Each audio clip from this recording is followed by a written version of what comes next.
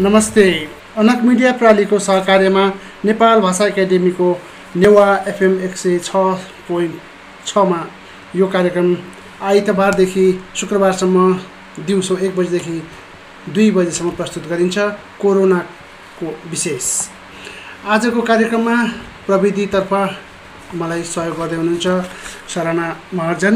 सम्पूर्ण प्रिय श्रोताहरूलाई यो कार्यक्रममा म स्वागत गर्न चाहन्छु। देशभरि फैलिरहेको यो कोरोनाको कहर भनौँ आक्रान्त पारिरहेको स्थिति छ। यसबाट बच्न र बचाउनको लागि हामीले के कस्तो गर्न सकिन्छ त्यो सम्बन्धी जानकारी दिनको लागि हामीले नेवा एफएमबाट यो कार्यक्रम सञ्चालन गरेका छौँ। हेलो हजुर हजुर नमस्ते। निचबहादुरजी नमस्कार। हजुर हजुर हाम्रो यो नेवा एफएम 106.6 को मा यहाँलाई एकदम स्वागत गर्न चाहन्छु। हजुरलाई धेरै धेरै धन्यवाद। मेरो वडाको यो कोभिड-19 को विषयमा तपाईले मलाई सम्पर्क गरिरहनु भएको छ। यो मैले हाम्रो आदरणीय वडावासीहरूलाई जुन संस्पर्शन गर्ने मौका दिनुभयो तपाईलाई धेरै धेरै धन्यवाद दिन चाहन्छु। इट्स माई प्राइड हजुर, तपाईँलाई धन्यवाद धेरै धेरै। अहिले यहाँ के गर्दै हुनुहुन्छ? अहिले पिसिआर टेस्टको क्रममा हुनुहुन्छ कि के छ? अनि कहाँ कुन ठाउँमा हुनुहुन्छ अलिकति जानकारी गराइदिनु न। आज कीर्तिपुर वडा नम्बर 6 मा 2 ठाउँमा पिसिआर टेस्ट गरायौँ अहिले हामीले। हजुर। एउटा हिमाल सिमेन्ट हजुर गेट अगाडि। हजुर। यहाँ हामीले 8 जना गर्यौँ। हजुर हिमाल सिमेन्ट 8 जना। हजुर। अनि अहिले हामीले चाहिँ यो 14 मा 34 जनाको गर्यौँ। 34 जना। हजुर हजुर। अहिले पिसिआर टेस्ट गर्ने कार्यक्रम भर्खरै सकिएको छ। उहाँ त्यो टिम चाहिँ अहिले जाने तर्खरमा यहाँ चाहिँ औषधि सौषधि छर्केर हजुर उहाँहरूको जम्मै सबै चाहिँ त्यहाँबाट वेस्टहरू चाहिँ हामी डिस्पोज गरेर उहाँहरू जाने तर्खरमा हुनुहुन्छ। ए अनि सबभन्दा अब हाम्रो कीर्तिपुरको तपाईँले यो वडा नम्बर 6 मा गर्नुभएको काम एकदमै सराहनीय छ। म यहाँलाई धन्यवाद दिन चाहन्छु। वडा नम्बर 6 मा हाम्रो सङ्क्रमितको सङ्ख्या पनि देखिएको छ र त्यो भएर अब तपाईँले धेरै राम्रो काम गर्नुभएको मलाई लागिरहेको छ। अवश्य पनि यो पिसिआर टेस्ट गरेर सबैको नेगेटिभ आओस् मैले कामना गरेको छु। अनि यो पिसिआर टेस्ट गर्ने क्रममा कसरी तपाईँले मानिसहरू छनौट गरिदिनु भएको छ? हजुर हामीले चाहिँ जो सङ्क्रमित छ त्यो सङ्क्रमितको आसपासमा उहाँहरूसँग घुलमिल भएका व्यक्तिहरूलाई चाहिँ हामीले छानेर पहिला परिवारको सदस्य अनि दायाँ बायाँका र उहाँसँग चाहिँ नजिकमा घुलमिल भएकाहरूलाई हामीले चाहिँ छानेर गरिरहेका छौँ।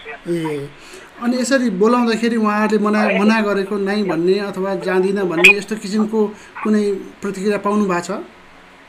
त्यस्तो चाहिँ एकजना पाइयो। अहिले भर्खरै पनि एकजना साथीले चाहिँ नि नगर्ने जस्तो मनसा देखाएपछि म आफै गएर उहाँलाई ल्याएर हामीले गरायौँ। ए हजुर।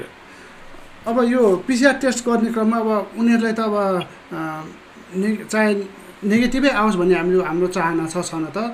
कदाचित त्यहाँ पोजिटिभ देखिहाल्यो भने हामी के गर्छौँ त्यसको लागि? अनि पोजिटिभ फेरि हामी ट्रेसिङ सुरु गर्छौँ। उहाँलाई चाहिँ हामीले चाहिँ फेरि उहाँका संसर्गमा भएकाहरूलाई फेरि गराउने हामी प्रयत्न।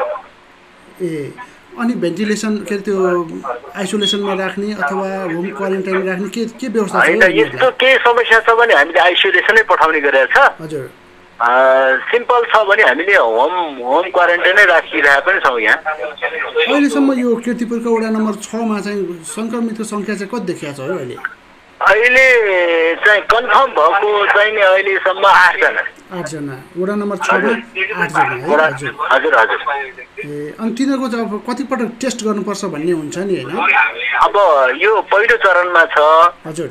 यो अहिले चाहिँ नि उहाँहरूको टेस्ट पोजिटिभ निस्किसकेपछि साधारणतया 14 दिनपछि यसको अर्को टेस्ट हुने होला। हजुर। त्यसैले सबैजना कोही चाहिँ नि आइसोलेसनमा छन्, कोही होम क्वारेन्टाइनमा छन्, यसरी बसिरहेको छ। ए हजुर। हिजोको कार्यक्रममा हामीले हाम्रो त्यही 6 नम्बर वडाका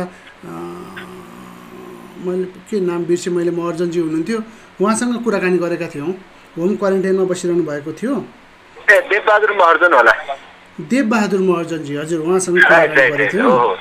उहाँको त अब आज 3 गते उहाँको चाहिँ पोजिटिभ देखेको, आज 12 गते भयो भनेपछि 9-10 दिन भयो। ए अब उहाँको सेकेन्ड टेस्ट हुँदैछ अर्को अहिले? हजुर हजुर हजुर 14 दिन पछाडि। ए अनि त्यस पछाडि फेरि अर्को एक टेस्ट गर्नुपर्ने? हजुर हजुर ए प्रोसेस निकै लामो रहेछ है हजुर हजुर अनि यो स्वास्थ्यकर्मीहरू चाहिँ अब भनौँ न हाम्रो त्यो वडामा स्वास्थ्यकर्मीहरू सुरक्षाकर्मीहरू के कतिको तैनात भएका छन् उहाँहरूको चाहिँ एकदमै काम सारा नै छ उहाँहरू त भन्ने बित्तिकै आइदिएर चाहिँ गरिदिइराख्नु भएको छ मेरो वडामा चाहिँ उहाँहरूको टिम चाहिँ मेरो वडामा राम्रै छ उहाँहरूले काम गरिरहनु भएको छ योसम्म 3 चोटि भइसक्यो हजुरको 2 चोटि तपाईँको सबैजनाको नेगेटिभ आइसकेको छ यो तेस्रो चरणको चाहिँ PCR टेस्ट हो मेरो वडामा उहाँहरूले एकदम सराहनीय काम गर्नुभएको छ उहाँहरूको काम चाहिँ एकदम कदर गर्ने योग्य छ अनि यो रोग बर्ता नफैलियोस् भन्ने किसिमबाट अब कुनै त्यसको अगाडि नै अब हामीले सुरक्षा सम्बन्धी केही नीतिहरू अपनाउनु भएको छ कि के छ यो हामीले वास्तवमा यो धेरै नै प्रचार अभियान भइसकेको छ है यो मानिसहरूलाई चाहिँ भन्दा चाहिँ धेरै नै भइसकेको छ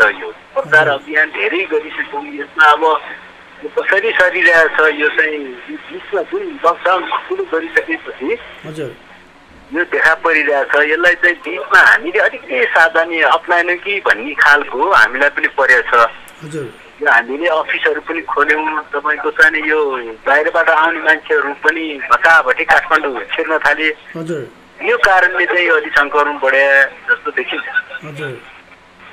यो बाहिरी जिल्लाबाट आउने हाम्रो नाका छ नि होइन हाम्रो दक्षिणकालीबाट आउने हुन त हामीले दक्षिणकालीको मेयरज्यूसँग नि हामीले कुराकानी गऱ्यौँ उहाँले नि एकदम बन्देज लगाउनु भएको छ अरे तैपनि भागीवरी अनि लुकी छिपी अर्को चोर बाटोबाट आउनेहरू त आउँदै होला नि है त्यसप्रति के वास्तवमा मैले चाहिँ अहिले चाहिँ देख्ने बित्तिकै एक्सनमा जाने गरेको छु अहिले त ठ्याक्कै बाहिरबाट आउनु बन्द छ मैले चाहिँ सूचना पनि जारी गरेको छ कसै चाहिँ बाहिरबाट आएको चाहिँ थाहा पाउने बित्तिकै मलाई खबर गर्नु होला भनेर वास्तवमा यो चाहिँ यो जुन अहिले पहिला हामीले खुकुलो गऱ्यौँ त्यो बेलामै जति छिर्नु पर्ने बाहिरबाट त्यो आइदियो कि त्यसले नै गर्दाखेरि सङ्क्रमण बढे जस्तो मलाई चाहिँ अनुभूत भइरहेको छ एकपटक त्यो लकडाउन बन्द खुल्ला गरियो त्यसपछि धेरै छिर्यो है धेरै आवश्यकभन्दा बढी मान्छे छिर्यो ती सङ्क्रमितहरू आएर नै यहाँ सारेको जस्तो देखिया हाम्रो वडा नम्बर 6 मा चाहिँ क्वारेन्टाइनको कुनै व्यवस्था कुन ठाउँमा व्यवस्था हामीले गरेका छैनौँ हामीले त्यहीमा म क्वारेन्टाइनको संयोजक पनि हो हजुर अब अहिले हामीले क्वारेन्टाइन बनाएको चाहिँ नि टियुको चाहिँ पनि त्यहाँ पनि चाहिँ आइसोलेसन जस्तै भइसकेको छ हजुर अब त्यही हो अच्छा अब यो रोग भनौँ न त्यस्तो नराम्रो त नहोस् हामीले त्यो नराम्रो सोच्नु हुँदैन सकभर छिटै नै निस्कोस् भन्ने पनि यो नराम्रो रोग त सबै नराम्रो नै हो हजुर यति धेरै प्राणघातक चाहिँ होइन जस्तो मलाई लागेको छ हजुर सबभन्दा मुख्य कुरा त जनताहरूमा सचेतना जगाउनुपर्छ यस बारेमा वडा अध्यक्षज्यूले के कस्तो कार्यक्रमहरू गर्नुभएको छ कि हामीले सचेतना भनेकै प्रचार अभियान नै हो एक नम्बर कुरा वडावासीलाई चाहिँ हामीले सचेत गर्ने सामाजिक सञ्जाल मार्फत माइकिङ मार्फत हामीले घर घरमा गएर पनि प्रचारहरू गरेर पाल्यौँ अनेक गऱ्यौँ है यो चाहिँ हामीले गरिरहेका छौँ हजुर यो